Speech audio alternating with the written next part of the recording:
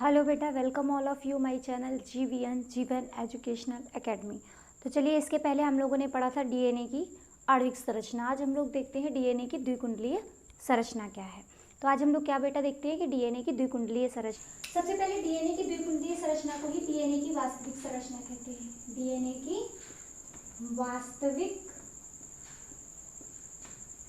संरचना, किसी को क्या कहते हैं? डीएनए की वास्तविक संरचना कहते हैं। ठीक है, इन दोनों को किसने दिया था? वॉटसन और क्रिक ने। इन दोनों को बेटा किसने दिया था? वॉटसन तथा क्रिक, जो कि साइंटिस्ट थे। वॉटसन तथा क्रिक ने दिया था। ठीक है बेटा, कब दिया था इन्होंने? 1953 में दिया था। कब दिया था? सन 1953 में, 1953 में। ठीक है, कब दिया था बेटा? 1953 में। ठीक है, अब जब इन्होंने ये संरचना दी थी यानी कि डीएनए की द्विकुंडलीय संरचना, तो इन्होंने कहा था कि जो डीएनए होता है वो दो श्रृंखलाओं के कुंडल से मिलकर के बना होता है। जैसे ये दो श्रृंखलाएं हैं, ये दोनों श्रृंखलाएं जब आपस में इस तरीके से घूमेंगी तो इनका एक कुंडल बन जाता है। ठीक है, तो इसलिए इसको क्या कहा जाता है? डीएनए की वॉटसन की द्विकुंडलीय संरचना कहा जाता है। तो इसको किसने दिया था? वॉटसन एंड क्रिक ने दिया था। ये डीएनए की वास्तविक संरचना है। इसके लिए इन लोगों को बेटा क्या दिया गया था? नोबेल प्राइज दिया गया था। क्या दिया गया था? नोबेल प्राइज दिया गया था। नोबेल प्राइज पुरस्कार दिया गया था। कब दिया गया था बेटा? नोबेल इनको जो पुरस्कार दिया गया था वो कब दिया गया था?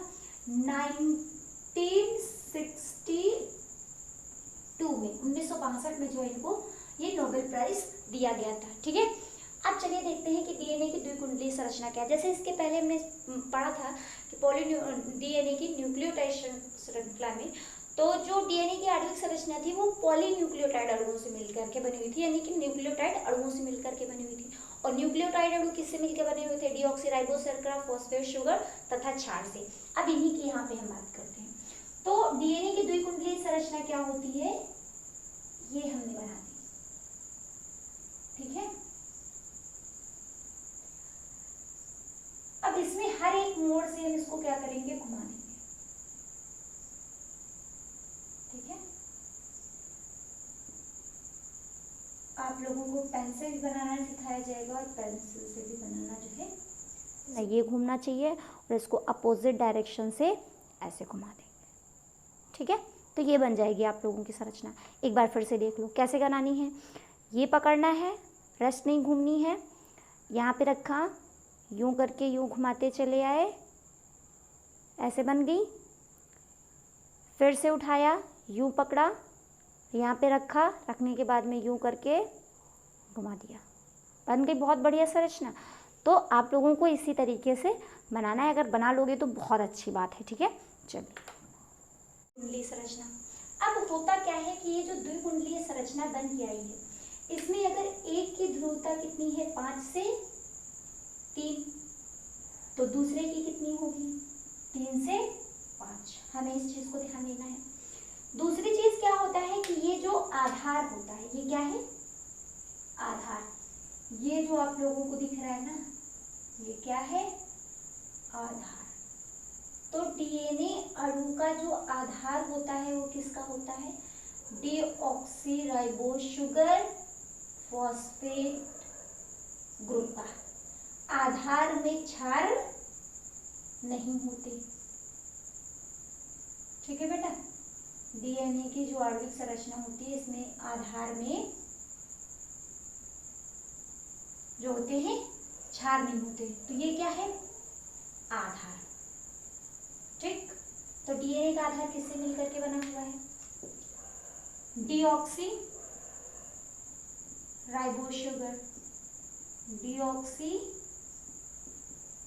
राइबोस शुगर यानी कि शर्करा, प्लस फॉस्फेट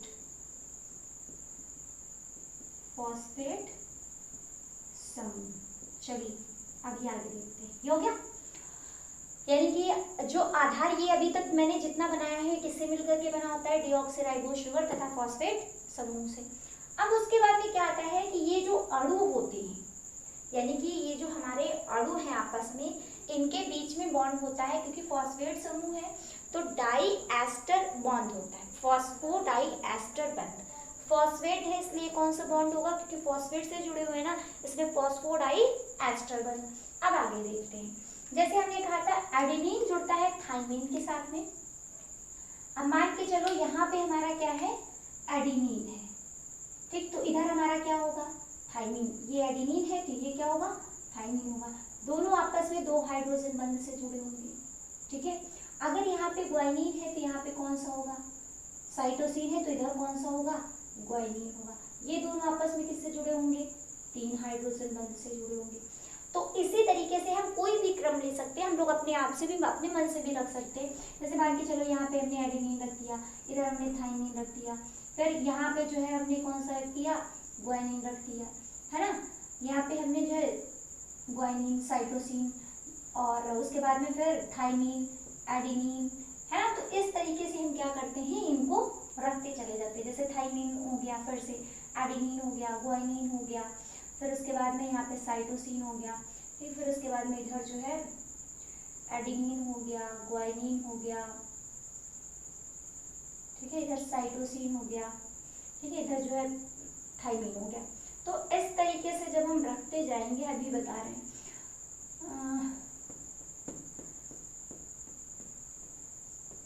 कुछ मैंने ज़्यादा ही पास में कर दिया, इनको थोड़ा दूर दूर करते हैं।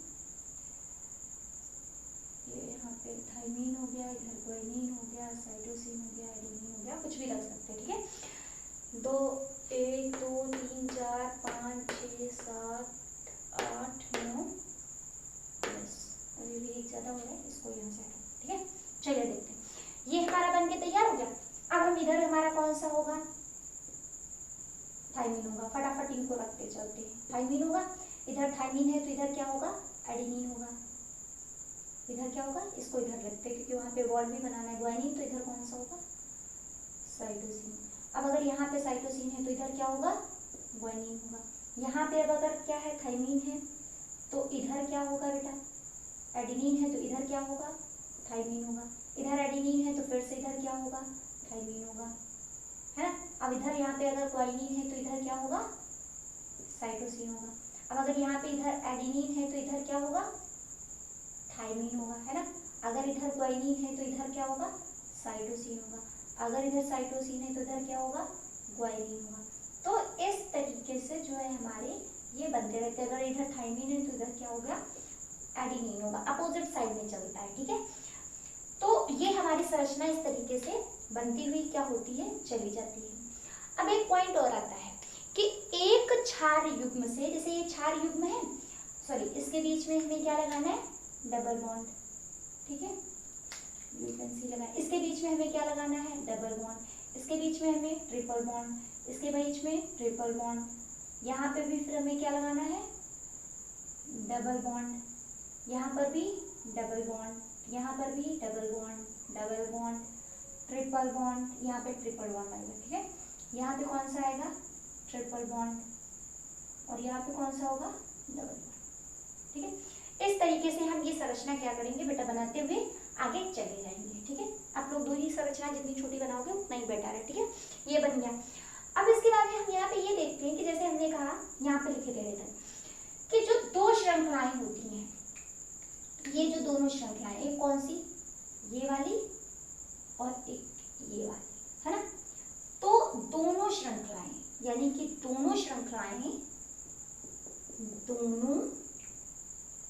श्रृंखलाएं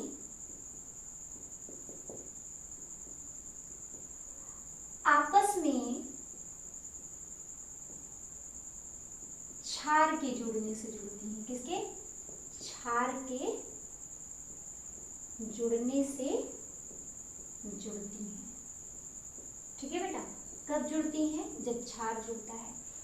अब सबसे इंपॉर्टेंट पॉइंट ये है कि क्षार आपस में, ये फर्स्ट पॉइंट हो गया, सेकंड पॉइंट हो गया। यहाँ पे देख रहे हैं क्षार कब जुड़ते हैं, क्षार हाइड्रोजन बंध से जुड़ते हैं।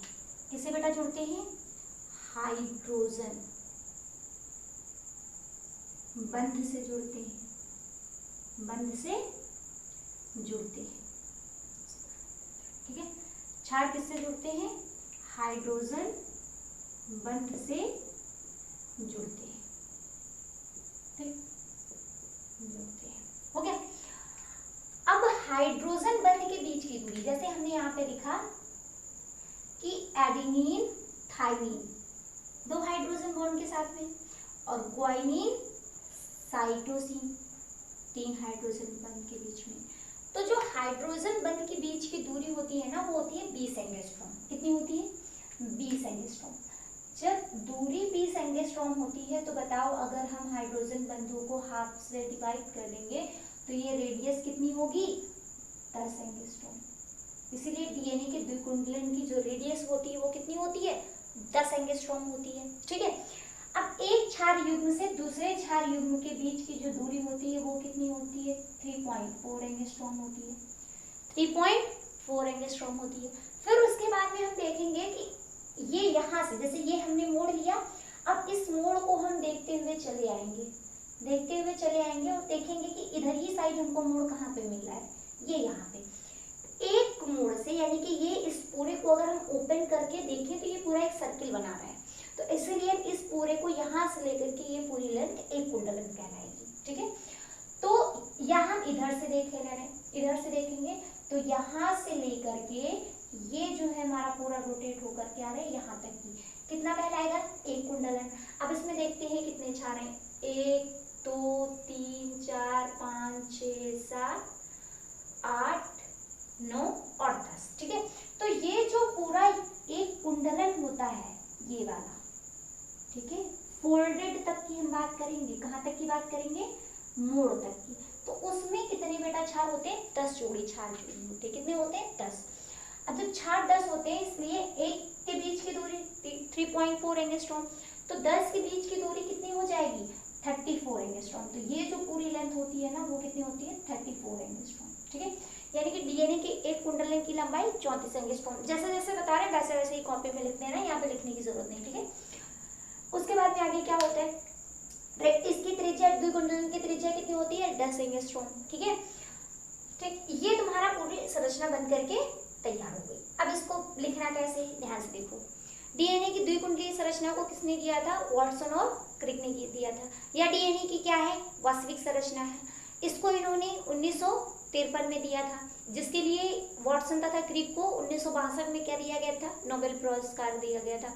डीएनए की द्विकुंडलीय संरचना क्या होती है कि जब 2 पॉलीन्यूक्लियोटाइड श्रृंखलाएं आपस में हाइड्रोजन बंध के द्वारा क्षारों के जुड़ने से जुड़ती हैं, तो हमारी श्रृंखलाएं भी दोनों क्या होती हैं? जुड़ जाती हैं। उसके बाद में क्या होता है? क्षारों के बीच यानी कि हाइड्रोजन बंध की दूरी कितनी होती है? 20 एंगस्ट्रॉम होती है। जिससे डीएनए के कुंडलन की जो त्रिज्या होती है वो कितनी होती है? 10 एंगस्ट्रॉम होती है। उसके बाद में क्या होता है? एक क्षार युग्म से दूसरे क्षार युग्म के बीच की दूरी कितनी होती है? 3.4 एंगस्ट्रॉम होती है। एक कुंडलन की टोटल लंबाई कितनी होती है? 34 एंगस्ट्रॉम होती है। 34 एंगस्ट्रॉम होती है। और एक कुंडलन में कुल क्षार कितने होते हैं? 10 जोड़ी क्षार युग्म होते हैं। कितने होते हैं? 10 जोड़ी क्षार युग्म होते हैं। डीएनए का आधार किसका मिलकर बना होता है? डीऑक्सीराइबोस शर्करा प्लस फॉस्फेट समूह। श्रृंखलाएं आपस में किससे जुड़ी होती हैं? क्षार से, यानी कि हाइड्रोजन बंध के द्वारा जब क्षार जुड़ते हैं तब श्रृंखलाएं जुड़ जाती हैं। तो ये थी तुम लोगों की बेटा क्या है? डीएनए की द्विकुंडलीय संरचना। बनाने का तरीका हम क्या करेंगे? पहले ऐसे करके ऐसे फोल्ड करेंगे, फिर उसके बाद में ऐसे करके इसको ऐसे फोल्ड करेंगे, फिर जहां जहां पे फोल्ड है वहां से इसको ऐसे क्या करेंगे? फोल्ड करते हुए अंदर की साइड में चले जाएंगे। तो बन गई डीएनए की द्विकुंडलीय संरचना। अक्सर लोगों से नहीं बनती है, पर बनाने का तरीका बेस्ट यही है। ठीक है, तो चलिए देखते हैं। अब इसको यहीं पे स्टॉप करते हैं। अगला टॉपिक आप लोगों के लिए देखते हैं क्या रहेगा, वो डिसाइड करेंगे। जो मोस्ट इंपॉर्टेंट होगा वही लेकर के आएंगे। और डीएनए की द्विकुंडलीय संरचना, आणविक संरचना सभी लोगों को पता है, मोस्ट इंपॉर्टेंट है। इसको जरूर बनाना सीख लेना, इसको जरूर कर लेना। ठीक है, ये बहुत ज़्यादा इंपॉर्टेंट है। ठीक है, धन्यवाद।